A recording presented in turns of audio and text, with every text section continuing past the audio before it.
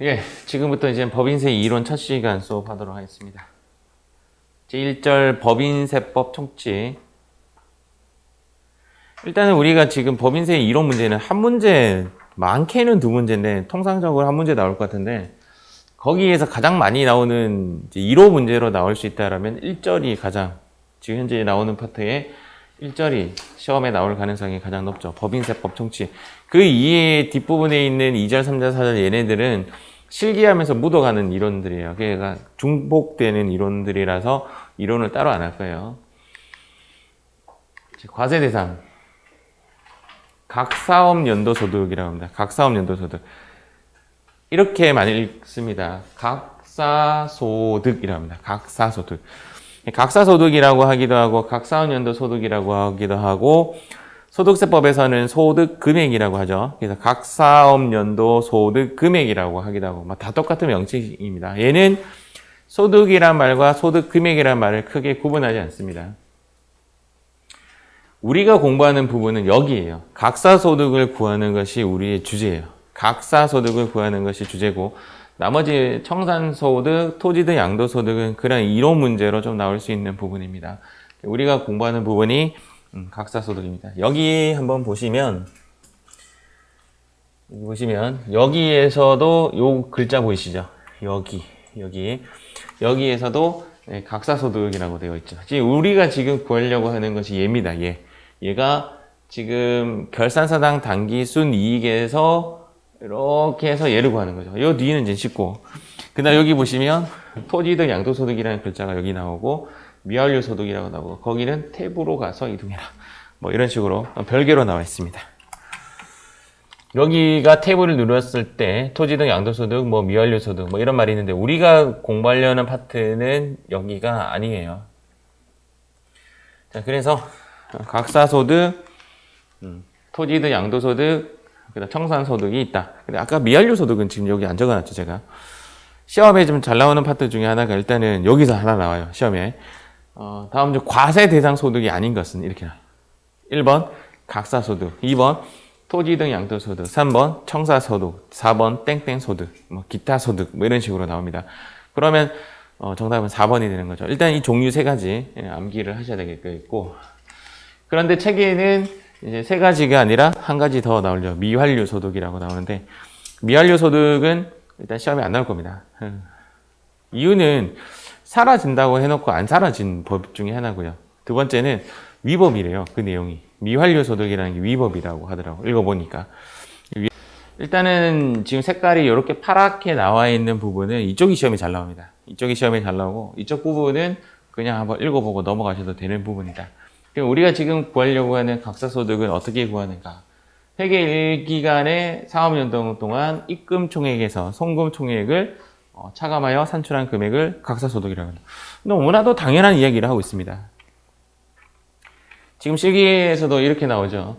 지금 각사소득은 결산사당 당기순 이익에서 입금사니까 송금산입을 차감한 나머지를 각사업연도 소득이라고 한다. 이 중간에도 있잖아요. 이 중간 또 얘가 뭐냐면 기부금 입금이고 기부금 송금이에요. 기부금 입금, 기부금 송금. 얘도 세무 조정에 관련된 내용이고 소득 금액 조정에 대한 이야기고 얘가 입금 송금에 대한 이야기입니다.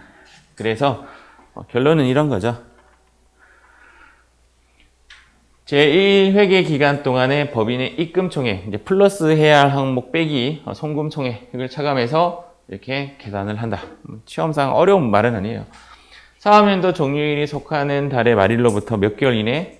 3개월 이내. 그러니까 우리 법인세 신고는 언제까지? 3월 30일. 그 이유가 3개월 이내에 신고 납부하도록 되어 있으니까. 그러나 소득세법은 1월부터 12월 달까지를 고칠 수가 있나요? 회계 연도 조정이 가능한가요? 소득세는 불가능합니다. 무조건 1월 1일부터 무조건 12월 31일인데 법인은 이렇게 조정이 돼요. 예를 들어서 3월 달에 오픈해가지고 2월 달에 끝나는 거죠. 4월 달에 오픈해서 3월 달에 종료를 하는 거죠. 5월 달에 오픈해서 지금 제가 맞게 계산하고 있는 거야. 5월 달에 오픈해서 4월 달 종료를 한다면 얘를 뭐라고 하냐면 4월 결산법인이다 라고 합니다. 종료되는 달을 가지고 이야기를 해요. 그래서 그 문제에서 이렇게 나올 수가 있죠. 나온 적도 있고 4월 결산법인의 신고 납부 기한은 언제까지인가? 그러면 4월 결산법인은 4월부터 몇 개월? 5, 6, 7 해서 7월 말일날까지 신고 납부를 하도록 되어 있다. 이렇게 보시면 되고 세무단력 같은 거 가끔씩 회계사무실에서 보내주는 자료 딱 보시면 거기 그렇게 나와 있어요. 6월 결산법인의 신고 납부 기한 이렇게 나와요. 그러면 6월 달부터 7, 8, 9, 9월 달에 가보면 6월 결산법인의 신고 납부 기한 그런 식으로 적혀 있습니다. 그러니까 그게 이것 때문에 나오는 얘기죠. 청산소득이라는 것은 그냥 회사가 이제 청산하고 다 날라가고 마지막에 이제 세금 계산하는 건데 잔여 재산 가액에서 자기 자본 총액을 뺀 나머지로 세금을 계산한다. 이렇게 되어 있습니다. 얘도 3개월이다. 이 정도 넘어가시면 되고 토지 등 양도소득은 이중과세 목적이 좀 있습니다. 그래서 법인이 사람도 아닌데 너가 왜 토지를 양도하고 팔고 사고 팔고 사고 하느냐 얘는 투기의 목적이 좀 있지 않느냐라고 해서 얘는 비삼용 토지를 양도하는 부동산에 대해서는 세금을 한 번 더 때린다는 그런 개념이에요. 양도소득세처럼 양도가액 빼기 장부가액은 과세표준이 되어서 법인세와 함께 신고하도록 되어 있다. 이렇게 되면 되고 우리가 기억해야 되는 글자는 무엇인가? 법인세의 과세 대상 소득은 각사소득이랑 청산소득이랑 토지 등 양도소득이다. 그리고 미완료소득이라는 건 또 존재를 한다라고 보시면 됩니다. 이렇게 제가 까만색, 하얀색 이렇게 해놓은 거는 혹시 수업 시간에 너무 졸릴까 싶어서 한 번씩 적어라. 뭐 그런 이야기입니다. 이 뭐였죠? 입금 총액에서 여기는 송금 총액을 차감해서 각사소득을 만든다. 입금이라는 말은 들어온다는 플러스 개념인데 이게 세법에서는 그러니까 소득세에서는 얘를 총수익 금액 이렇게 표현하고 기업에게서는 매출액 뭐 이런 식으로 이해하는 맞죠? 영업의 수익 뭐 이런 식으로 이해하고 송금 총액은 기업에게서는 매출 원가, 판관비, 영업의 비용 뭐 이런 것들 소득세에서는 필요 경비 여기서는 송금 용어가 다를 뿐이고 내용은 똑같은 놈들이에요. 그러니까 입금은 매출액 총수익 금액 매출액 뭐 똑같은 말이고 송금은 마이너스 그냥 필요 경비 뭐 이런 식으로 보시면 됩니다. 우리가 아까 확정신고 기한 끝나고 나서 몇 개월 더 준단 말이죠? 3개월 더 주니까 이렇게 3을 외우시면 되고 요 2는 뭐냐면 중간이랍은 2개월 후에 내도록 되어 있습니다. 중간이라는 말은 언제부터 언제까지가 중간이죠? 1, 2, 3, 4, 5, 6이 중간이죠. 그러면 중간이랍은 8월 말까지 중간이랍을 납부하도록 되어 있습니다. 중간이랍은 전에 냈던 돈의 반을 내면 되는 거죠. 그리고 내가 신고 납부를 선택하면 신고 납부하시면 되고. 그래서 중간이랍은 2개월 유예를 주고 확정신고에 대한 신고는 3개월 유예를 줍니다. 그래서 제가 법인세는 2, 3 이렇게 봅니다. 법인세는 2, 3, 법인세는 2, 3, 2 더하기 3은 뭐죠? 소득세는 5, 5 줍니다. 소득세는 5, 5 무슨 말인지 이해하셨어요? 소득세는 5, 5 준다고요. 5, 5. 그럼 중간이랍은 1월부터 6월까지잖아요. 1월부터 6월까지를 5개 후 7, 8, 9, 10, 11. 그래서 중간이랍은 개인 소득세의 중간이랍은 11월 말에 11월 1일 되면 문자 오죠. 뽀롱뽀롱 국세청에서 당신에게 고지한 돈이 있으니 확인 후 납부하시기 바랍니다. 11월 말. 그게 이번에 코로나 때문에 좀 연기됐어요. 연기됐고 그 다음 법인 소득세의 확정신고는 5개월 주니까 5월 말까지 이렇게 되어 있는 거죠. 그래서 이렇게 외웁니다. 2 더하기 3은 5 이렇게 외우시면 좋죠. 여기서는 제가 미완료소득을 가지고 왔네요. 가지고 왔는데 미완료소득은 한번 이렇게 조회를 한번 해보면 이런 거예요. 미환류, 환류라는 것이 이렇게 약간 내보낸다는 뜻이에요. 돌린다는, 뱅글뱅글 돌린다는 것이죠. 이렇게 환류. 다시 뭐 피드백하고 막 이런 건데 이제 미환료소득은 그 법인이 갖고 있는 자산 중에서 500억 이상의 뭐 자산을 갖고 있는 법인이 그 돈을 밖으로 뿌리지 않고 계속 내부에 유보된 채 남겨둔다면 거기에 대해서 벌금 매기겠다라는 겁니다. 개념은 이런 거예요. 너가 돈을 만약에 밖으로 안 뿌리고 홀딩하고 있으면 금고에 쌓아 놓으면 세금 때리겠다가 미완료소득입니다. 미완료소득이 약간 법으로 좀 웃긴 법인 것 같아요. 그래도 시험에는 안 나올 것 같은데 한번 읽어봐 볼게요. 법인세율의 미환류 소득 뭐 이렇게 되어 있는데 토지 등 양도소득이고 나오죠. 미환류 소득에 대한 법인세 뭐 이렇게 나오고 과세개요. 다음에 어느 하나에 해당하는 내국법인이 투자 임금 등으로 환류하지 아니한 소득이 있을 경우에는 미환류 소득에 대해서 100분의 20%를 산출한 세액에 미환류 소득의 법인세로 각사 추가해 납부해야 한다. 추가 납부니까 또 그거에 대해서 약간 느낌이 가산세 느낌이 납니다. 각사원 연도 자기 자본이 500억을 초과하는 법인, 이런 법인이 내는 건데, 이게 전에 한번 글을 한번 읽어보니까 위법이니 뭐 해가지고 없어진다고 해놓고는 계속 남아있는 형식입니다. 그래서 아마 미완료 소득은 시험에 안 나올 것 같은데, 일단은 우리가 먼저 기억해야 되는 요 페이지 시험이 잘 나와요. 이 페이지를 좀 머릿속에 담고 가야 되는데, 일단은 접근 한번 해볼게요. 개인은 납세자를 두 가지로 나눠요. 개인은 납세자를 거주자와 비거주자로 나눠요. 소득세법 공부하실 때 거주자와 비거주자로 나옵니다. 거주자와 비거주자. 여기에는 외국인, 내국인으로 구분하지 않습니다. 외국인 또 거주자가 될 수가 있고 우리나라 사람 또 비거주자가 될 수 있죠. 거주자와 비거주자로 나누는 기준은 주택이 있느냐 없느냐. 두 번째는 만약에 고소라고 한다면 주소 말고 주택이 아니고 주소가 있으면 즉시, 거소가 있으면 3일 이상의 있어야 거주자로 본다. 그 거주자는 세금을 어떻게 내죠? 국내 소득, 국외 소득 상관없이 무제한 납세주의. 한 방에 다 맞죠. 국내 소득도 때리고 국외 소득도 때리고 이런 식인데 비거주자는 국내 소득에 대해서만 과세를 한다. 이렇게 시험에 공부했었죠. 그런 것처럼 뿌리가 이렇게 돼요. 소득세법에서는 거주자와 비거주자로 나눠요. 소득세법에서는 거주자와 비거주자. 거주자는 무제한 납세주의, 비거주자는 제한 납세주의. 법인세는 이렇게 나눕니다. 이렇게 내국법인과 외국법인.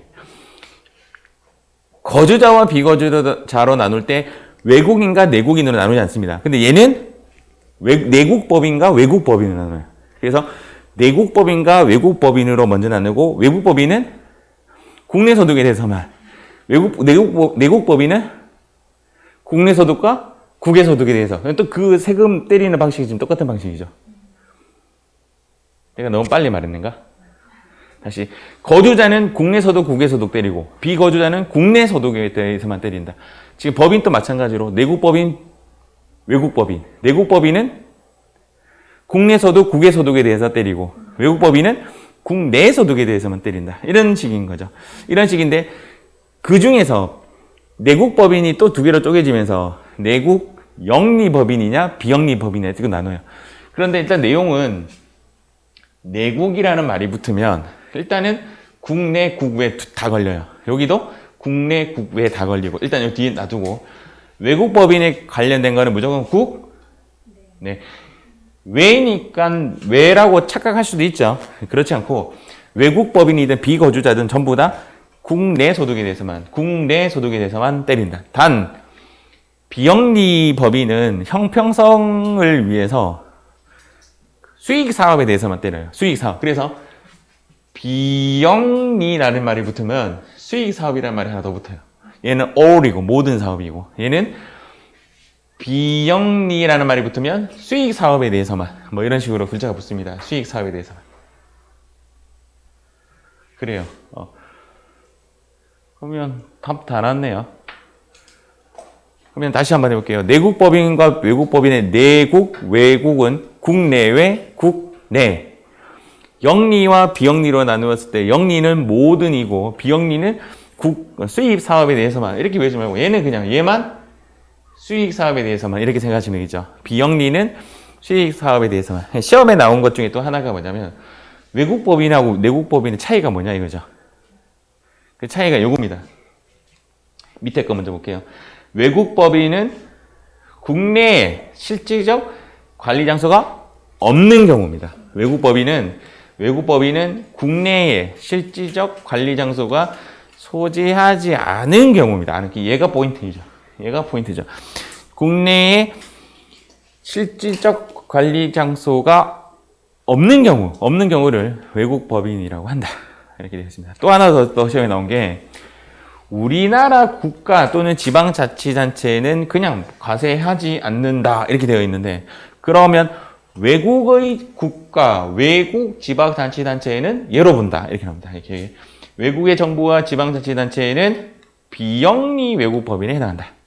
여기 비영리 쪽으로 들어간다. 이렇게 보시면 1차적으로 우리가 조금 정리가 되죠.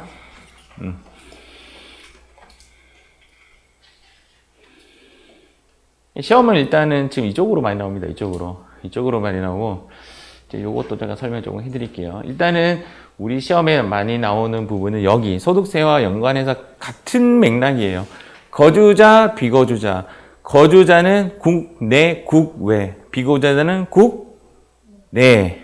얘도 마찬가지로 내국, 외국. 내국은 국내외. 이런 말을 제가 뒤에서 이렇게 정리해놨죠. 이렇게 공부해 놓으면 조금 정리가 될 겁니다. 내국은 가로 열고, 소득세에서는 가로 열고 거주자 적으시면 돼요. 거주자. 외국은 가로 열고 비거주자 이렇게 쓰시면 되고, 거주자의 정의는 뭐 주소를 둔 자, 183일 이상 거소를 둔 자 이렇게 정의를 내리지만, 얘는 그런 정의가 없고요. 얘 정의는 있죠. 국내에 실질적 장소가 없는 경우, 맞죠? 그렇게 보시면 되고, 비거주자는 또 정의가 어떻게 내리냐면 거주자 외에 이렇게 해놨어요. 비거주자의 정의는 정의가 좀 다르게 좀 나와 있습니다. 그래요. 일단 그렇고, 여기를 다시 돌아가 보면 청산소득이라는 것은 일단은 비영리의 의미가 뭐냐면, 비영리 의미를 조금 보시면 돼요. 여기 비영리든 여기 비영리든 비영리와 영리의 차이는 뭐냐면, 비영리도 수익사업이 있다니까. 돈 버는 목적은 아닌 거고, 해먹느냐 안 해먹느냐 차이입니다. 그러니까 가져가느냐 안 가져가느냐. 이렇게 비영리 단체에서 돈을 벌었어요. 수익사업으로. 그 번 돈을 안 가져가면 비영리예요. 그러니까 그 돈을 좋은 데 쓰면 비영리예요. 교회에서 돈을 모으잖아요. 모금도 하고 뭐 하면서 또 성경책도 팔고 돈을 모으잖아요. 돈을 모아서 그 돈을, 야, 너 오늘 이만큼 가져가, 이만큼 가져가, 이렇게 나누면 영리로 바뀌어요. 안 가져가요. 그 돈을 다른 데 쓰는 거죠. 공공의 목적을 또는 그 자체의 목적을 위하여만 쓰는 거지, 어느 누군가의 주머니로 들어가진 않는 거죠. 이해가 되죠? 그래서 비영리는 결론적으로 청산을 하게 되면 안 가져가요. 안 가져가니까 과세를 하지 않는다 이 말입니다. 과세를 안 합니다. 과세 안 한다. 여기까지 이해하셨죠? 그럼 이해 안 한다는 뭐냐면, 영리 외국은 그 나라 가서 청산합니다. 그럼 그 나라 가서 청산하니까 그 나라에서 세금을 때리겠지. 그러니까 여기도 과세하지 않습니다. 결론적으로 청산소득은 내국 영리법인에 대해서만 과세를 하는데, 결론적으로 보자면 내국 영리법인은 전부 다 오오오 이렇게 되는 거죠. 전부 다 과세입니다. 전부 다 과세. 미완료 소득도 아까 잠깐 설명해 드렸지만 내국 영리법인에 한해서 과세를 하고요. 여기는 뭐냐면, 야, 토지를 네가 왜 가져가 이 말이죠. 전부 다 과세해버리는 거야. 토지는 전부 다 과세를 해버리는 거고, 청산하든 미한류든 전부 다 내국 영리법인 쪽만 과세를 한다라고 보시면 되겠습니다. 그러면 결론적으로 외국 법인 쪽이나 비영리 쪽은 각사소득에 대해서는 과세를 하는 거예요. 우리가 목적은 각사소득으로 가는 거예요. 그래서 이 표는 어쩌든 여러분들이 암기를 하고 가야 해요. 전산세무 1급 시험 친다고 하면 얘는 암기를 하고 가야 예의가 아닐까. 시험에 잘 나옵니다. 시험에 잘 나옵니다. 암기하시고.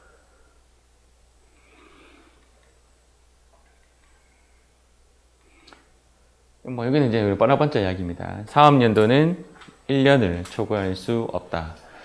변경이 1개월 미만이내는 그 기간을 포함할 수 있다. 사업연도 신고하지 않는다면 그냥 12월 결산법인으로 보겠다. 여기 과세기간이 되는 거죠. 사업연도 개시를 설립 등기일이라고 한다. 국내 사업장에 가지게 된 날을 사업연도 개시일이라고 한다. 부동산 소득 뭐 이런 것들의 양도소득이 최초로 발생한 날을 사업연도 개시일이라고 한다. 얘가 빨간색인 이유는 이제 시험에 나온 적이 있다 이 말입니다. 사업연도 개시일은 설립 등기일을 말한다. 설립 등기일을 말한다. 국내 소득이 최초로 발생된 날을 말한다. 국내 사업장을 가지게 된 날을 말한다. 뭐 이렇게 정의를 하고 있습니다. 사업연도 이 변경은 직전년도 종료일로부터 종료일이 12월 31일이 종료일이라고 한다면 몇 개월 이내 3개월 이내에 신고를 해서 바꿀 수가 있다. 이렇게 되어 있습니다. 시험은 잘 안 나와요. 이런 건 시험에 잘 안 나옵니다.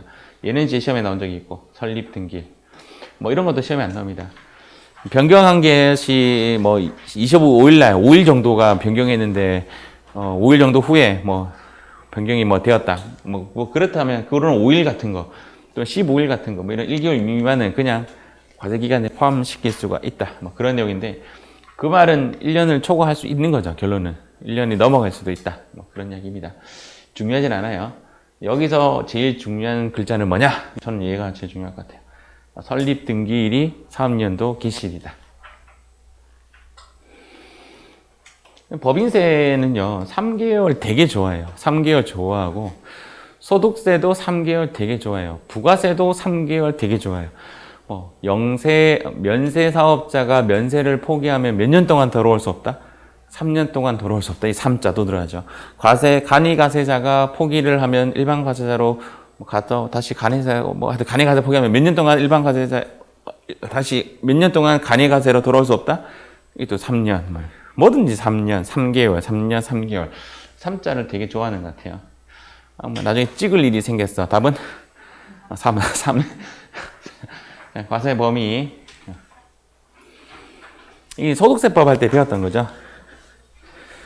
소득세법부터 먼저 언급 한번 해드리면, 소득세는 소득 원천설. 소득에는 무엇이 있다? 근원이 있다. 이게 소득 원천. 너는 근로소득이잖아. 너는 기타소득이네.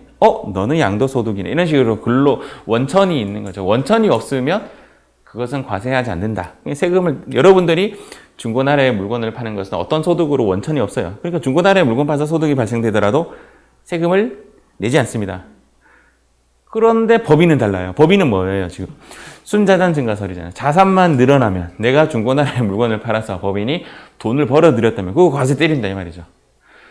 지금까지 개인소득세는 열거주의였죠. 열거. 하나하나 다 나열이 되어 있었는데 그 중에 나열 중에 하나가, 열거가 안 되어 있었던, 미열거되어 있던 것 중에 하나가, 여러분들 오랫동안 공부하고 안 오신 분들은 이게 바뀐 법이에요.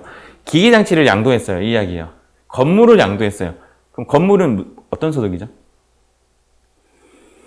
건물 양도하면 양도소득이잖아요. 토지 양도하면 양도소득이잖아요. 근데 건물하고 토지가 어떤 자산이냐면 유형자산이잖아요. 건물과 토지를 제외하고 나머지 기계장치, 차량 운반고 이런 것도 양도하면 지금까지는 미열거주의로서 과세하지 않는다 이렇게 되어 있었는데 법이 바뀌었어요.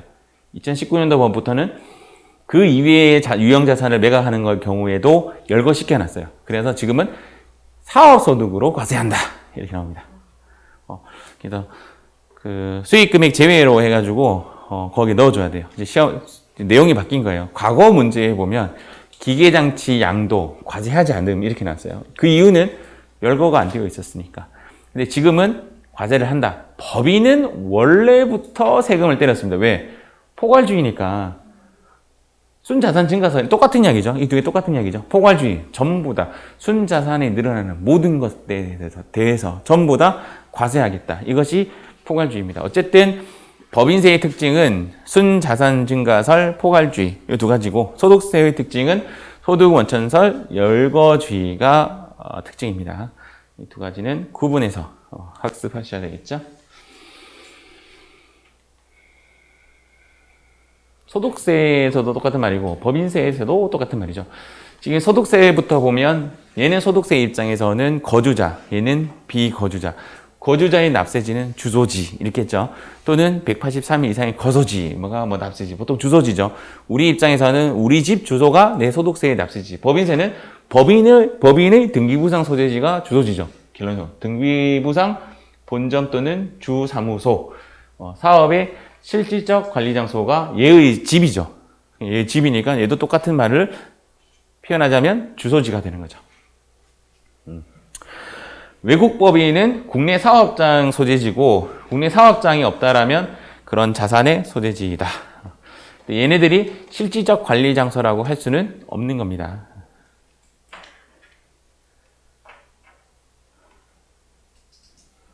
그 소득세법에서 비거주자의 납세지는 어디였죠? 국내 소득이 발생하는 장소입니다. 그것도 국내 소득이 발생하는 장소 또는 원천 소득이 발생하는 장소 뭐 이런 식으로. 그러니까 걔 답이 주소지가 되면 안 된다는 거예요. 왜냐하면 주소지가 되면 거주자거든. 주소지가 안 되는 것처럼 얘도 마찬가지고 등기부상 소재지가 외국 법인의 답이 되어서는 안 돼요. 주소지가 이쪽으로 가야 되니까. 요 글자가 뭐였죠? 국내 사업장 소재지 이렇게 됩니다. 법인세 계산 구조입니다. 책에는 이제 265페이지에 있다는 거고, 근데 우리가 지금 프로그램을 통해서 봤던 것이기 때문에 눈에 좀 익지 않을까 그래 생각이 드네요. 일단 결산서상 당기순이익을 땡겨오는 겁니다. 결산서상 당기순이익 땡겨오는데 첫 번째 거르는 게 금방 봤던 것처럼 법인세는 경비로 인정을 받지 못해요. 경비로 인정받지 못한다라는 말이 뭐예요? 항목이 플러스라는 말이에요? 마이너스란 말이에요? 경비로 인정받지 못한다는 말은 마이너스를 취소시킨다는 말이잖아요. 플러스예요, 마이너스예요? 플러스는 우리는 뭐라고 했냐면 입금산입이라고 했죠. 입금산입을 금방 했던 다른 말로 말하면 송금을 인정하지 못하기 때문에 송금불산입이라고 하기도 하죠. 이 말이나 똑같은 말입니다. 얘는 입금산입이고 얘는 송금불산입이다. 틀린 말입니다. 둘 다 입금산입이고 둘 다 송금불산입이에요. 이해가시죠? 항목은 어떤 항목이라고? 플러스 시키는 항목이고 송금산입이 입금불산입은 마이너스 시키는 항목입니다. 얘는 마이너스 시키는 항목이고 그래서 나온 차가감 소득금액을 기준으로 기부금에 대해서는 세무조정을 따로 합니다. 기부금, 입금산입, 기부금, 송금산입 이렇게 되는 거죠. 기부금은 차가감 소득금액을 기준으로 하기 때문에 이 금액이 나와야 얘가 되니까. 그래서 기부금 한도 초과액 이 말이 기부금, 입금산입이죠. 기부금 한도가 여기까지인데 초과했단 말이죠. 더 많이 기부했다. 요만큼은 비용 인정이 안 되니까 플러스 항목이 되는 거예요. 근데 이 기부금을 경비 인정 안 해주면 누가 기부하겠어요? 얘를 내년으로 또 던질 수가 있죠. 몇 년 동안 이월 가능하다고? 10년. 2월 공제는 전부 다 10년으로 통일됐어요. 지금부터. 그래서 전부 다 10년. 외국 납부 세액 공제만 5년이에요. 외국 납부 세액 공제만. 시험에 잘 안 나오니까. 2월 공제는 몇 년이라고? 10년. 2월. 2를 뒤집으면 10이 나오잖아요. 10년. 아시겠죠? 10년. 외국 납부 세액 공제 외자가 지금 그려집니까? 왜 한번 써보세요. 왜 썼어요? 왜 썼어요? 뭐부터 썼어요? 5부터 썼잖아. 외국 납부 세액 공제만 5년이고 나머지는 다 10년이에요. 2월 뭐 찍어줘? 10년. 기부금은 10년 동안 미래로 던질 수가 있다. 얘는 뭐예요? 미래로 던지는 마이너스를 받아가지고 해먹어야지. 마이너스 처리해야지. 이런 거죠. 기부금 한도 초과일이 2월 된 것들을 이제 뭐 하겠다? 송금 산입하겠다. 10년 이내에 다 처리를 해야 한다. 이런 겁니다. 그러면 각 사업 연도 소득 금액이 나옵니다. 얘가 우리가 내리는 주제입니다. 그래서 결론적으로 크게 말했을 때는 플러스 마이너스 하고 나서 각사 소득이 떨어진다. 뭐 이런 이야기입니다. 여자는 미용실에서 머리를 깎고 남자는 이발소에서 머리를 깎고. 이발소 본 적이 없는 것 같은데. 이발소라는 단어가 나중에 국어사전에서 사라지지 않을까? 예, 이발소. 알아서 외우세요. 각사소득에서 이비소를 빼고 나면 드디어 세금을 매기는 과세표준이 나옵니다. 이비소에 대한 시험에 나올 만한 것들은 일단 10년 요거 하나 나오고, 그 다음 2월 결손금이 요즘 조금 이슈가 돼가지고, 가로 열고 적혀 있는지 모르겠다. 60% 하나만 더 적어 놓으세요. 그냥 60%. 그래서 2월 결손금에서 공부해야 되는 숫자는 두 개예요. 10년이라는 숫자 하나랑 60%. 중소기업은 100%고 비중소기업은 60%. 60%가 조금 중요하고, 나머지는 이 순서입니다. 이비소 순서도 시험에 나온 적이 있어요. 각사소득에서 이발소를 빼고 나면 과세표준이 나온다. 세금이 내리는 과세표준이 나온다. 이렇게 시험에 나온 적이 있습니다. 소득세 몇 단계예요? 이제 과세표준 곱하기 세율 이렇게 하잖아요. 세율. 소득세 몇 단계죠? 소득세 세율 단계.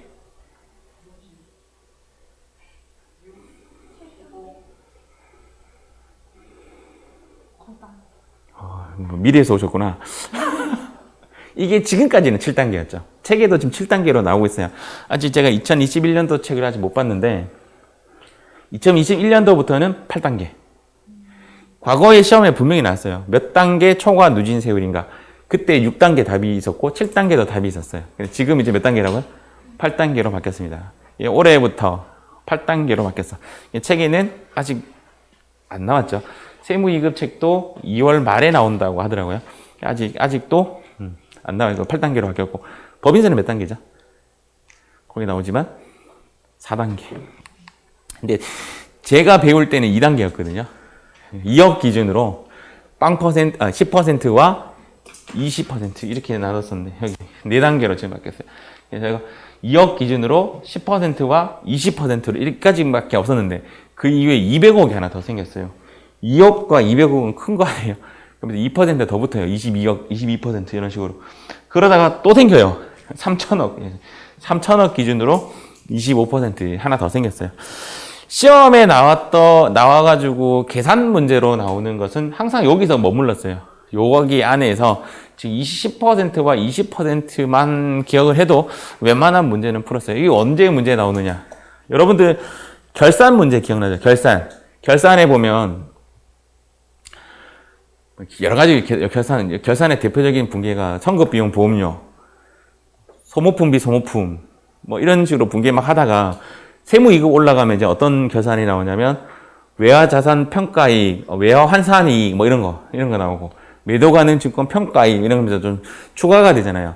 그러면서 회계 2급하고 회계 1급, 세무 2급에서 통틀어서 계속 나오는 게 법인세 등이 얼마다라는 거 문제 기억나요? 선납세금이 얼마 책정되어 있고 법인세가 뭐 100만 원인데 그중에 선납세금이 30만 원 있다 뭐 이런 식으로 문제가 나오면 여러분도 자동결산 가가지고 쭉 내려가지고 밑에 선납세금 금액 옆으로 옮겨 타고 그 다음 나머지 금액 넣고 해서 추가 이렇게 하면 끝이잖아요. 그게 세무 1급에는 그 법인세 그 100만 원을 계산하라고 나와요. 그 계산할 때 뭘로 곱해야 되냐면 요걸 곱해야 돼요.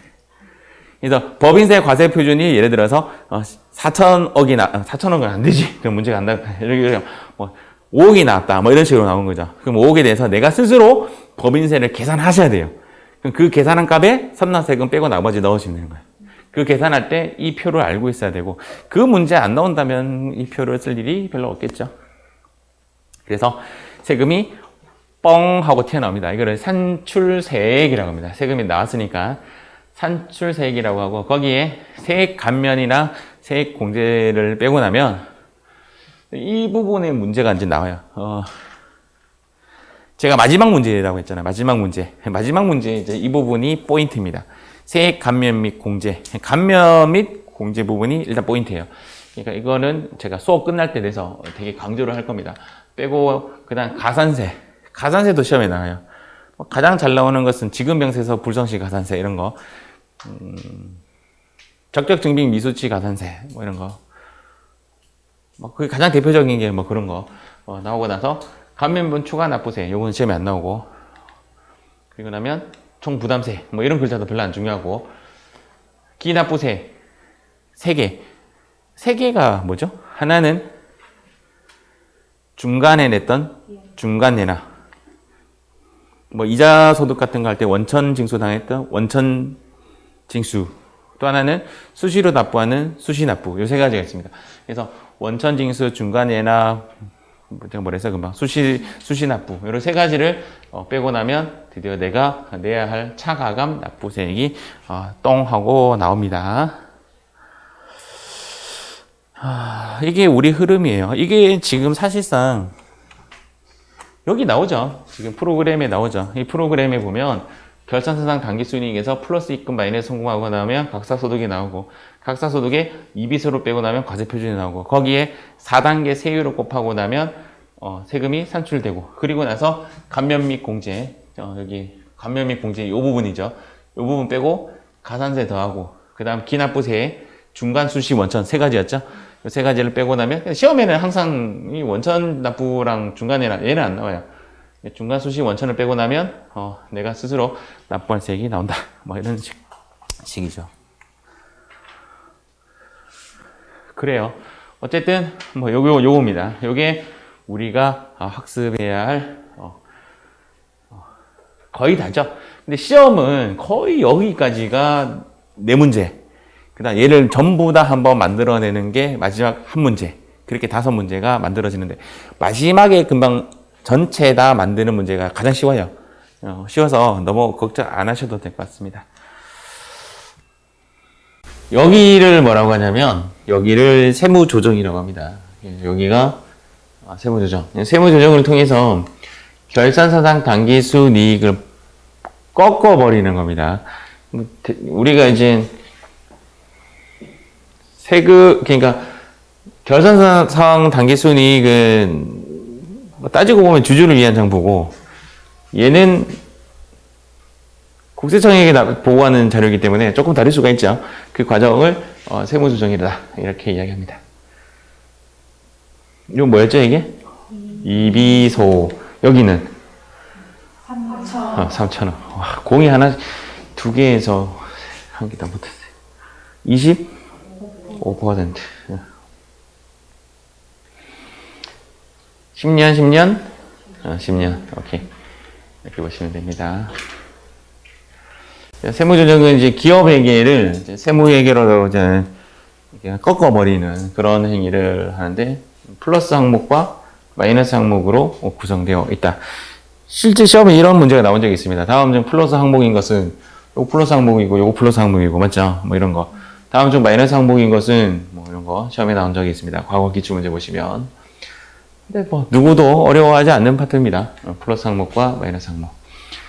기업에게서 요구하는 데이터는 당기순이익. 왜냐하면 주주들이 원하는 거니까. 법인이 세무회계에서 요구하는 것은 각사연도소득. 왜 그러냐면 이제 세금을 내리는 기준이 되니까 각사소득 해도 되고 각사소득 금액 해도 되고 똑같은 이야기다. 이렇게 보시면 되고.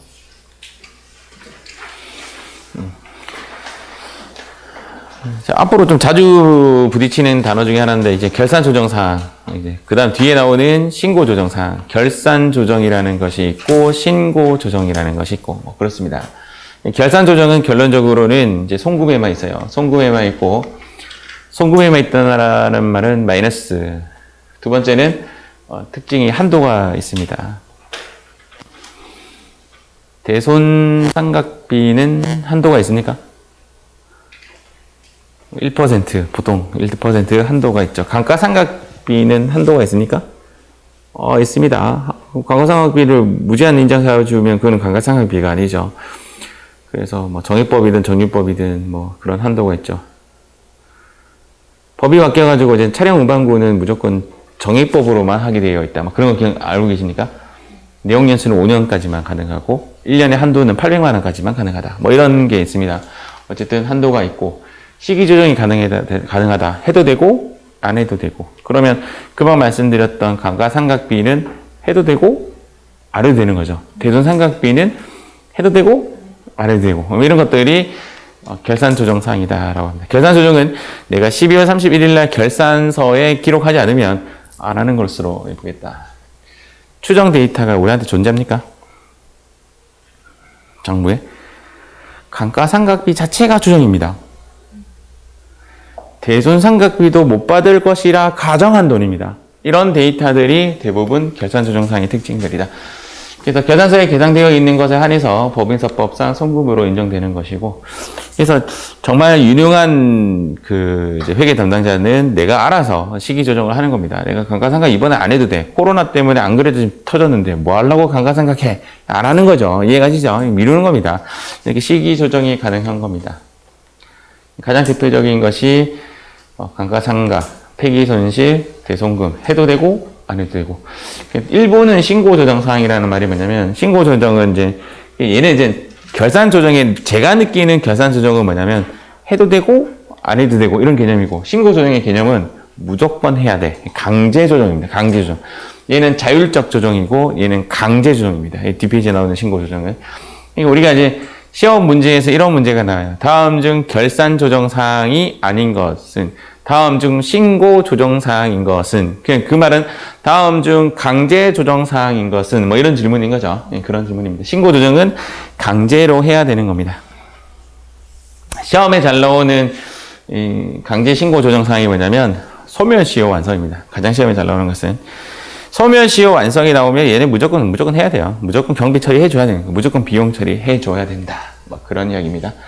자산의 감액 손실 뭐 이런 것도 있고 충당금 및 준비금 이런 것들도 결산 조정사항이고 뭐 대선 충당금 해도 되고 안 해도 되고 준비금 해도 되고 안 해도 되고 뭐 이런 거 퇴직급여 충당금 해도 되고 안 해도 되고 근데 지금 현재 법은 이제 퇴직급여 충당금 설정 자체를 법인세법에서 인정하고 있지 않죠. 수업을 하긴 하는데 0%예요. 0%. 0%는 숫자가 뭐이라는 거죠? 0이라는 겁니다. 0인데 뭐 하여튼 결산조정사입니다. 일시상각 충당금 중간에 내가 감가상각 하다가 뭐 물건을 팔았을 때 갑자기 한 방에 다는 거 뭐 이런 거 압축기장 충당금 이런 것들도 결산조정사항인데 신고조정으로 설정이 가능하다. 그 말은 이제 뭐 얘는 안 중요한 거고 실질적으로 우리한테 좀 중요한 거는 더 있나? 하나 더 있냐? 준비금의 설정. 우리가 여기서 중요한 거는 얘입니다. 감가, 대손, 퇴직급여 정도. 감가, 대손, 퇴직급여는 우리가 결산조정사항에 자동 결산으로 나오는 애들이잖아. 이게 좀 외우기 좀 쉽죠? 감가는 해도 되고, 안 해도 되고, 이런 이야기입니다. 대손은 해도 되고, 안 해도 되고. 가장 중요한 거는 감가, 대손, 퇴직급여 정도만 기억하시면 될 것 같습니다. 실제적으로 중요한 거는 신고조정사항이죠. 신고조정사항. 신고조정사항은 입금에도 있고 송금에도 있고 뭐 이런 이야기인데 시기조정이 불가능합니다. 시기조정이 불가능하니까 강제적으로 해야 돼요. 강제적으로 해야 되는데 첫 번째 요거 얘를 이제 감가상각의제라고 합니다. 감가상각의제. 이 단어 자체도 중요합니다. 단어 자체도 감면을 받은 법인은 감면을 이런 식으로 받는 거죠. 만약에 수도권에 있는 기업이 수도권 외로 갔을 때는 3년 동안 법인세를 0으로 해주겠다. 완전 감면 다 받았죠. 그러면 내가 뭐 하려고 감가상각해? 이런 개념이 되죠. 감가상각 굳이 안 해도 세금 안 나오는데 안 해도 되잖아. 그럼 안 해. 이러면 안 된다 이거죠. 이렇게 감면을 받은 법인은 감가상각은 무조건 해야 돼. 여기 첫 번째 얘를 감가상각 의제라고 합니다. 두 번째 중요한 거는 퇴직연금 잘 나옵니다. 퇴직연금이 DC형, DB형, 확정급여형, 확정기여형 이렇게 나오는데 확정기여형은 우리가 개정 과목 자체를 퇴직급여로 처리하잖아요. 확정급여형은 퇴직급여에서 비용 처리해버립니다. 그냥 끝. 그런데 뭐라고 했어요? 자, 확정기여형은 퇴직급여로 처리를 해서 급여하고 급여는 안 만난다 이렇게 생각하거든요. 기여는 급여고 어쨌든 간에 확정기여형은 퇴직급여로 해서 비용 처리했는데 확정급여형은 퇴직연금 운용 자산이라고 처리하잖아요. 이게 자산으로 처리됐으니까 그러니까 세법에서 꺾어버립니다. 다시 비용으로 처리해버립니다. 그것을 세무조정을 통해서 처리합니다. 무조건. 여기서 말하는 퇴직연금 충당금은 확정급여형을 이야기하고 있는 거죠. 확정급여형. DB형. DB형이 관련된 것은 무조건 송금산입해줘야 돼요. 돈을 퇴직연금 운용자산에 불입했다. 그럼 뭐 무조건 비용 처리해야 된다. 해를 넘기면 안 된다. 무조건 비용 처리해야 된다. 여기가 새로 나온 법이라고 했어요. 업무용 승용차는 5년에 걸쳐서 매년 800만 원 한도로 무조건 감가상각을 해야 됩니다. 코로나가 있더라도 해야 됩니다. 이야기가 내용연수 5년 또 나오고요. 연 800만 원까지 이것도 시험에 나옵니다. 5년 또 시험에 나오고 정액법도 나옵니다. 정액법 안 적혀져 있나? 정액법도 시험에 나옵니다. 그러니까 내가 지금 결산조정사항 쪽을 외울 것이냐 신고조정사항 쪽을 외울 것이냐 이쪽이 좀 더 낫지 않습니까? 이쪽으로 강제적으로 해야 되는 거 즉 감가상각의제 퇴직연금 자동차 업무용 승용차 이것은 무조건 해야 된다. 업무용 승용차는 프로그램 다루는 문제가 바로 전에 최초로 나왔어요. 최초로. 그러니까 어떤 논리냐면 2016년도에 책에 드디어 등재를 해요. 등록이 돼요. 업무용 승용차에 관련된 책의 내용이 나오고 조금 세월이 또 지나니까 프로그램에 업무용 승용차라고 탭이 하나 더 생기는 거예요. 업그레이드 하면서 나올 것 같은데 이거 나올 것 같은데 이거 나올 것 같은데 바로 전 시험에 터졌어요. 드디어 나왔어요. 나왔으니까 이번 주에 있는 시험에 나와요, 안 나와요? 안 나와요. 여러분들 시험부터는 다시 시동 걸 거예요. 얘는 지금 이슈가 되었기 때문에 언제든지 낼 준비를 하고 있는데 바로 전 문제가 상당히 제 느낌상 어렵게 나왔어요. 그래서 준비하셔야 돼요. 당연히 책에는 안 나와요. 책에는 지금 안 나와요. 그래서 우리는 준비를 일단 해야 돼요. 준비하셔야 되고, 이거 좀 기억하시고, 이런 문제로 나오든 실기 문제로 나오든, 어쨌든 업무용 승용차는 지금 이슈가 좀 되어 있습니다. 감가상각 의제, 연 얼마 한도로? 800만 원. 이거를 숫자로 외우시면 안 되고, 그림으로 외우셔야 되는데, 그림으로. 이렇게 외우라고, 이렇게. 슉 해서, 하나, 둘, 셋.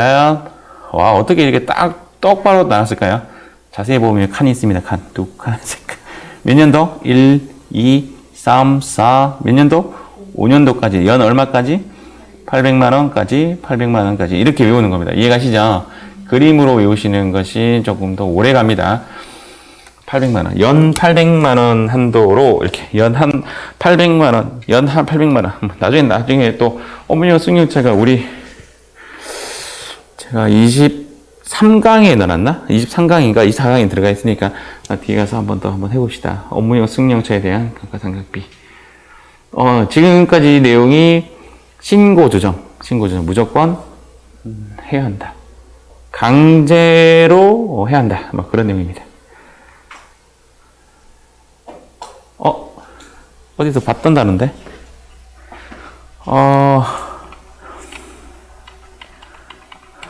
그렇죠. 우리가 아까 법인조정 손익계산서 눌렀을 때, F3 딱 하니까, 아이고, 여기 안 나오네.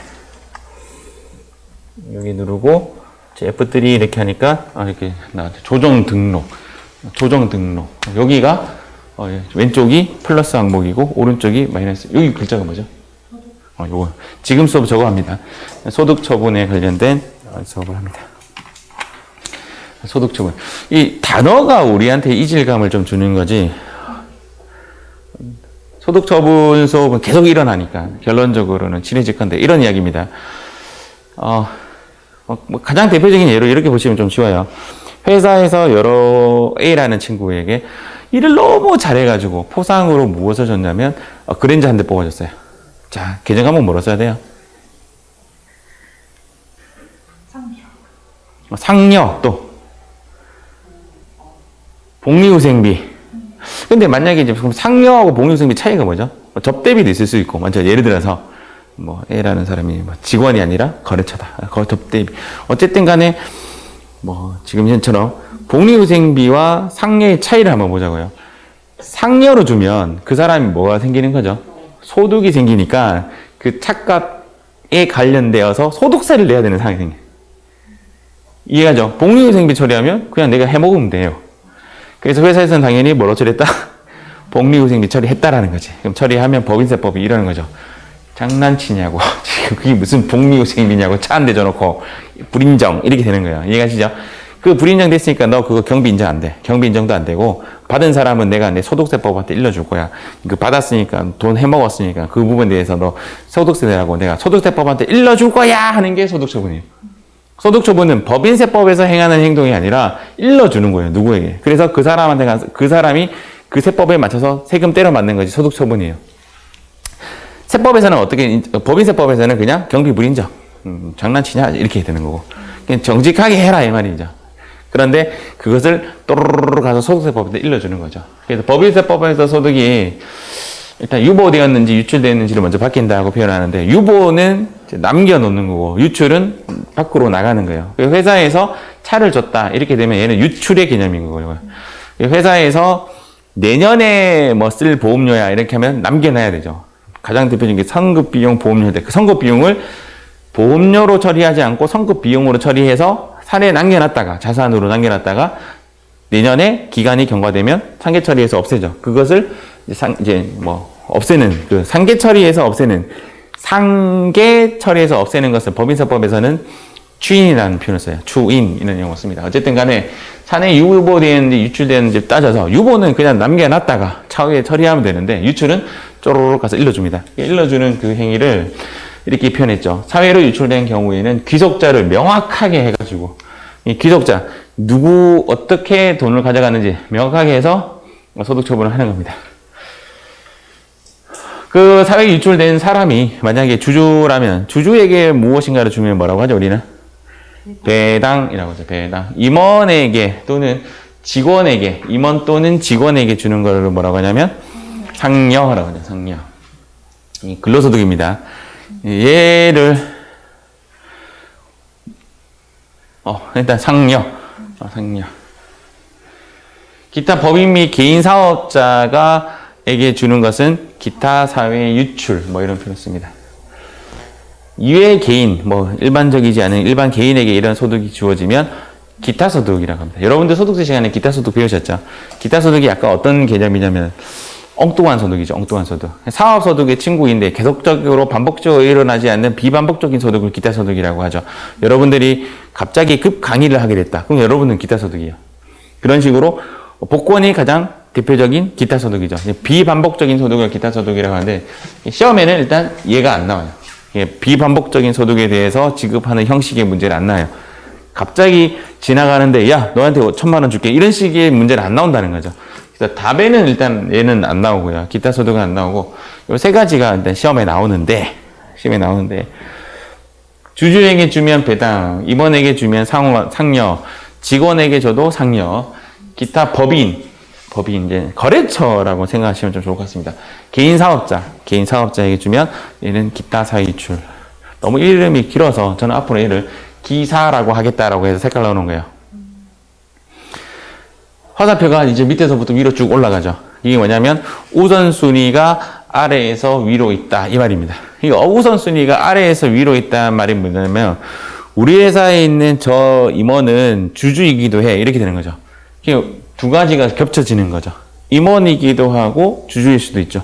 또는 법인일 수도 있고 주주일 수도 있죠. 섞일 수가 있죠. 섞이면 우선순위가 아래가 우선순위입니다. 그래서 문제에서 주주인 임원의 소득 처분은 무엇으로 처분하는가? 주주인 임원에게는 무엇으로? 정답은 상여로 처분한다. 그런 얘기 밑에 나오죠. 사회에 유출된 금액이 출자 임원, 출자는 주주고요. 임원은 임원인 거죠. 그러니까 출자는 배당이고 임원은 상여인데 귀속되는 경우에는 뭐라고 처분하는가? 상여로 처분한다. 이렇게 보시면 됩니다. 그래요.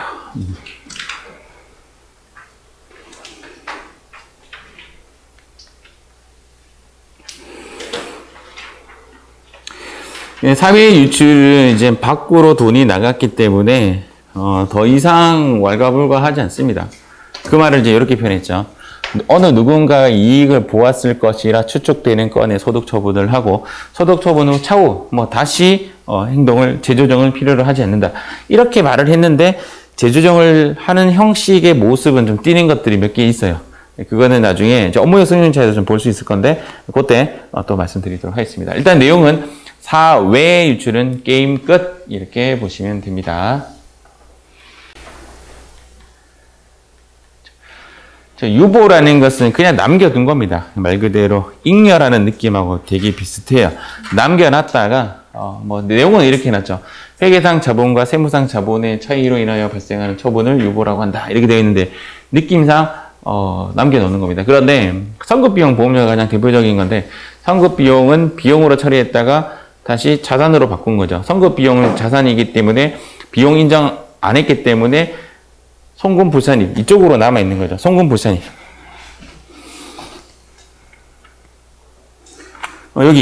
여기에 선급 비용을 적어 놓겠죠. 그래서 송금불산이 선급비용 이렇게 해놓고 해당 기간이 끝나면 얘를 이쪽으로 옮겨 타서 송금산입 선급비용 이렇게 적어 놓습니다. 이렇게 왼쪽에 있다가 오른쪽으로 가서 소멸이 됩니다. 거꾸로 송금산입이 먼저 됐다라면 송금산입 시키고 나서 왼쪽으로 와서 소멸됩니다.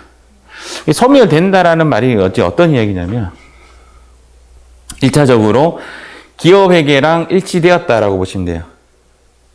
지금 현재 문제는 기업회계랑 세무회계랑 일치가 안 되었기 때문에 이런 작업을 한 거고 일치가 되었다. 조금 더 다르게 해석하면 해결되었다라고 생각하면 돼요. 해결되었다. 세무조정은 해결이 안 된 거고 세무조정 없는 거는 해결되었다. 해결되면 추인한다. 이렇게 생각하면 앞으로 학습하는데 조금 쉽습니다.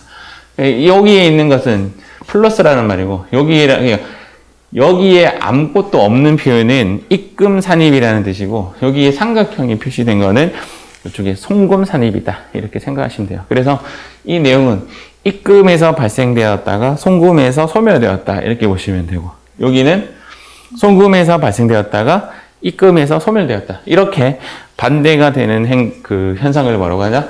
추인한다. 추인이나 용어는 자주 나오는 단어예요.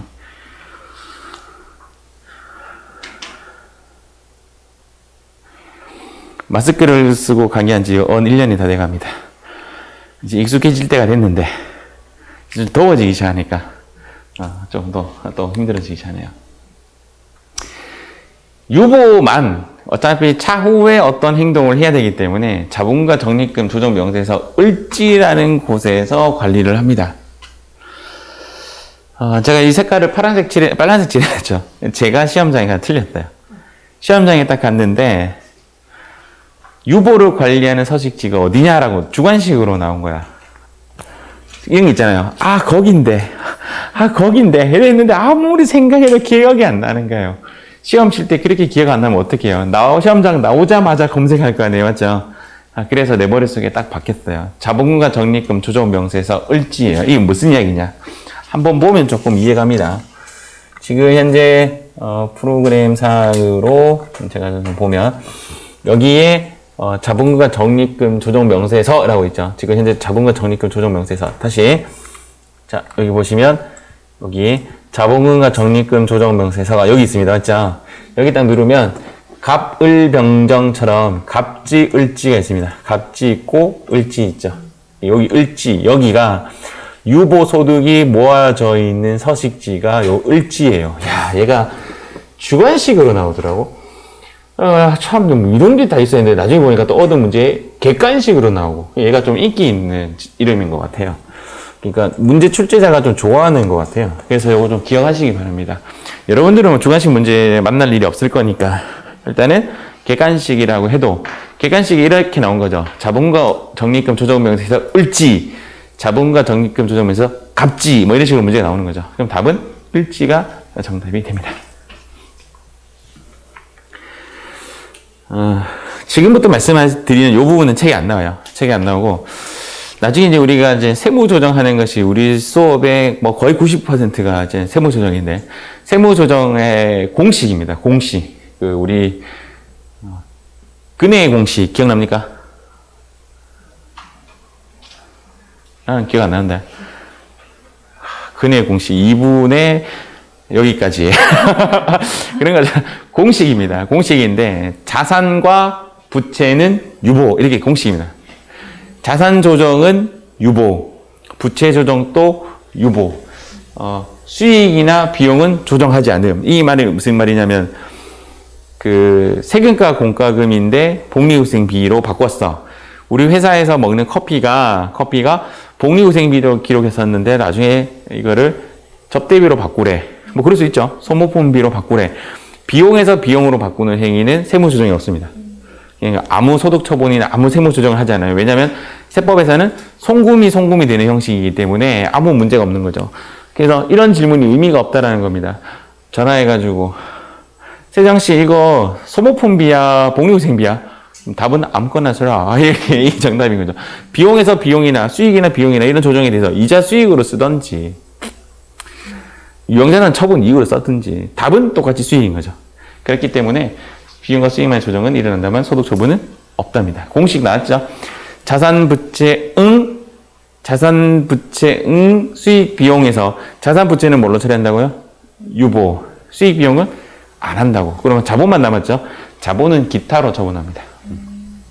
자본은 기타. 기타는 결론적으로 아무것도 할 거 없다라는 뜻입니다. 그냥 그림상 변동만 한다. 그렇게 보시면 됩니다. 이거는 이제 공식이에요. 공식. 공식으로 이렇게 조금 기억하시면 됩니다.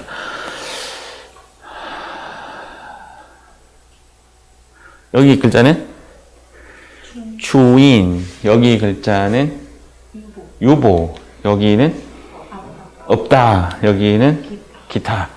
오케이.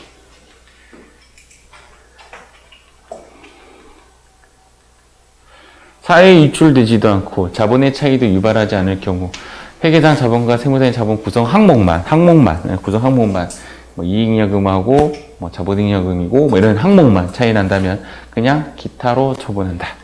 자본의 조정은 그냥 기타로 처분한다. 특수한 경우의 소득 처분. 제가 아까 전에 이제 조금 말씀 안 드리고 간 부분이 하나 있네. 요게 기타 법인 개인 사업자 이렇게 되어 있잖아요. 하나만 더 얹을게요. 책에는 이렇게 나오는데 하나가 더 뭐냐면 여기에 하늘, 땅 이렇게 하나만 더. 국가도 들어가고. 국가가 먹는 거. 기타 사회 유출, 하늘이 먹는 거. 기타 사회 유출, 땅이 먹는 거. 기타 사회 유출. 이렇게 보시면 돼요. 누가 먹냐 이거죠. 누가 먹냐. 얘는 누가 먹었다. 주주가 먹었다. 얘는 임원이 먹었다. 직원이 먹었다. 얘는 기타 법인이나 개인 사업자나 하늘, 땅, 국가까지 다 포함이 됩니다. 전부 다 기타 사회 유출. 그래서 이런 문제가 나오는 거죠. 뒤에서. 추계조사가 뭐죠? 추계조사. 추측해서 계산한다. 이 말입니다. 야, 이놈 봐라. 이거 지금 아무리 봐도 냄새 나는데, 우리 조사 가자 해서 조사를 간 거죠. 조사를 갔는데 장부가 불분명해. 그러면 추계로 계산을 해서, 추측해서 계산해서 세금 빵 때리는 거지. 야, 너 세금 너 이만큼 내. 라고 추측해서 계산합니다. 그 이유는, 야, 너희 동종업계 봤더니, 야, 매출이 이 정도면 비용 요거밖에 안 들어가는데 왜 니는 이만큼 계산했어? 야, 이거는 불인정이야. 이건 불인정. 너 안 돼. 전부 다 비용 다 인정. 요만큼만 비용 인정하고. 그래서 세금 빵 때렸어요. 그게 추계 경정. 결정 지을 때는 결정. 경정은 올라와서 신고가 되었는 거를 꺾어버리는 거, 경정. 신고 자체가 안 되면 결정. 추계로. 그랬을 때는 사유가 불분명할 때. 야, 니 이거 지금 돈이 분명히 법인에서 지금 돈이 지금 분명히 샜는데 이거 어디 갔어? 모르겠는데요. 니 이거 매출 지금 일어나는 이 돈이 지금 들어온 이 효과가 보이는데 니 이거 다 어디 갔어? 다 어디 갔어? 모르겠는데요. 그러면 대표자 상여가 먹은 것으로 본다. 이해가죠? 세법에 딱 나와요. 그래서 회사에서 구멍난 돈은 전부 다 대표자로 먹어요. 이거를 일명 인정상여라고 합니다. 인정은 누가 인정했냐면 법인세법이 때리는 거예요. 법인세법이 야, 너 그 상여야. 아, 앞으로 그냥 보여드리려는데 법인으로 돼 있으니까. 개인에 들어가 보면 인정상여라는 부분이 있습니다. 인정상여가 뭐냐면 법인세법이 상여로 처분한 겁니다. 상여로 처분. 그러니까 회사에서 결론적으로 이런 것들이 그럴 수가 있어요. 예를 들어서 이번에 설 추석 보너스로 직원들에게 다 10만 원씩 다 싸줬어. 돈을 이렇게 다 해줬는데 그 근거를 안 남겨놓은 거야. 그거 안 남겨놓으면 지금 돈 셌죠? 그럼 돈보다 누가 먹은 것으로 본다? 대표자 상여가 먹은 것으로 본다. 거래처에게 돈을 얼마를 줬다. 거래처 대표자 상여가 먹은 것으로 본다. 전부 다 상여. 그러니까 상여를 먹은 것으로 보니까 전부가 뭐가 늘어나죠? 대표자는 소득이 늘어나게 되는 거죠. 소득이 늘어나면 그 근무액, 소득이 사라진 그 해로 다시 추적해서 그 해 소득세로 다시 때리니까 다시 종소세 신고를 다시 해야 되는 거죠. 연말정산을 다시 해야 되는 거죠. 어쨌든 대표자 상여로 처분한다. 그러나 그 추계조사인데도 불구하고 그 이유가 천재지변 등의 경우로 저번처럼 태풍이 많이 와서 또는 물 난리가 나서 장부가 다 소실되고 저장되었던 컴퓨터가 다 날아가서 어쩔 수 없다. 이런 경우에는 기타 사회 유출로 왜? 그 돈을 날씨가 먹었다고 보는 거죠. 그때는 기타 사회 유출로 처분하고 2월 결성금도 마찬가지예요. 추계조사가 천재지변 등의 경우에는 2월 결성금 인정해줘요.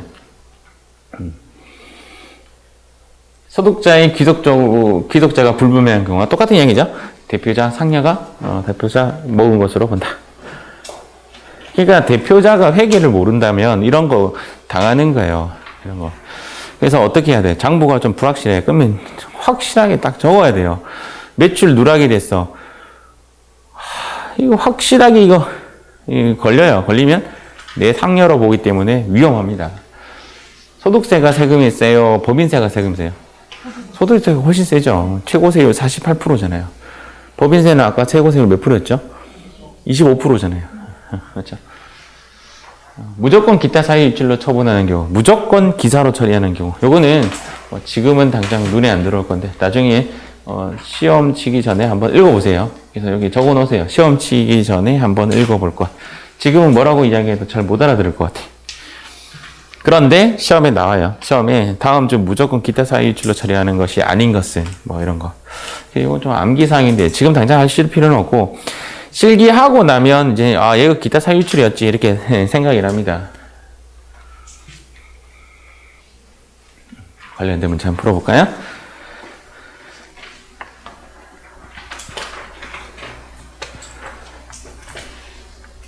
자, 다음 중 법인세법상 과세소득이 아닌 것은 아까 나왔던 세 개인데 각사소득, 청산소득, 토지 등 양도소득. 정답은 다시 한번 다음 문제.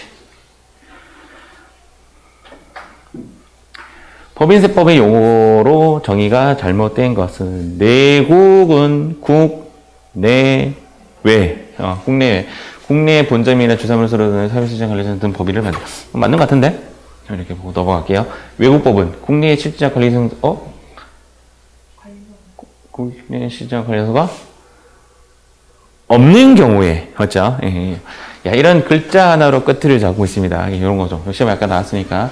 없는 경우에. 외국의 분점 주사물 등 법인.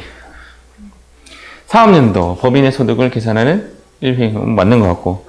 비영리 외국 법인은 국내 수입 사업에 대해서 과세를 하고 외국 국가나 외국 국가도 비영리 외국 법인 중 외국의 정보 이런 것도 비영리 외국 법인으로 본다. 그러나 국내의 정부 지방자치단체는 비과세 이렇게 한다. 맞는 말이죠. 다음 문제.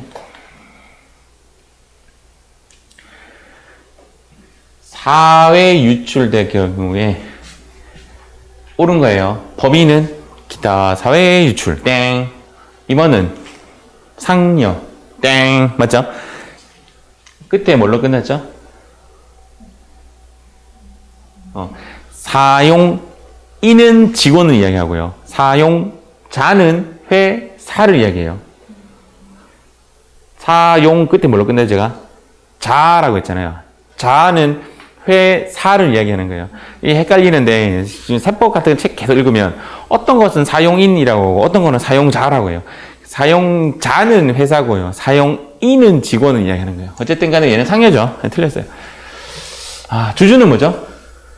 오케이. 얘가 답인데. 주임기였죠. 주임기. 주주는 배당. 임원은 상여. 기타 법인과 기타 개인 사업자는 기타 사유출. 화살표가 밑에서부터 위로 쭉 올라갔죠. 맞죠? 그래서 임원과 주주가 만나면 임원이 먼저 걸리죠. 정답은 몰라도 1번, 3번, 4번이 답이 아닌데 뭐. 자, 다음 법인세법상 법인세를 납부할 의무가 있는 법인. 일단은 이 말은 무조건 세금을 내야 돼. 맞죠? 영리 내국 법인은 세금을 내야 됩니다. 청산소득은 얘가 내는 거고요. 국외 원천소득이 있는 외국법인이 아니라 국내 원천소득이 있어야 되죠. 네, 틀렸고. 내국법인 즉 국가 또는 지방자치단체는 비과세.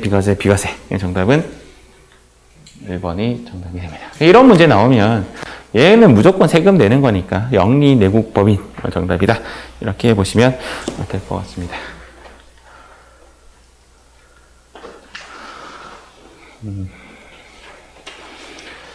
몇 개월?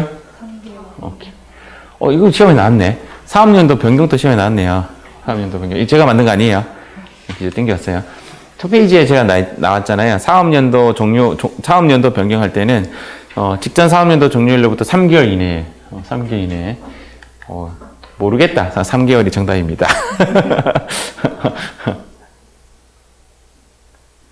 법인세법 특징에 대한 설명 중 가장 잘못된 거. 순자산 증가설에 의해서 과세소득 범위를 결정한다. 순자산, 맞는 거죠. 맞는 말이고. 두 번째, 법인세 과세소득이 되는 금액의 계산 규정은 수익 등의 명칭 형식에 불과하고 실질 내용에 따라 적용한다. 맞는 말 같죠?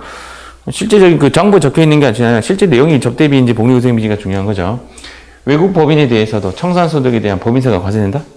외국 법인은 그 나라 가서 청산하겠죠. 정답은 3번이 잘못됐습니다.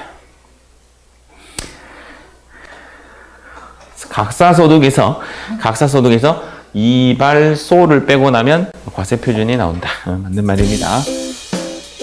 자, 이렇게 해서 우리 법인세 이론 첫 시간 마무리 짓도록 하겠습니다.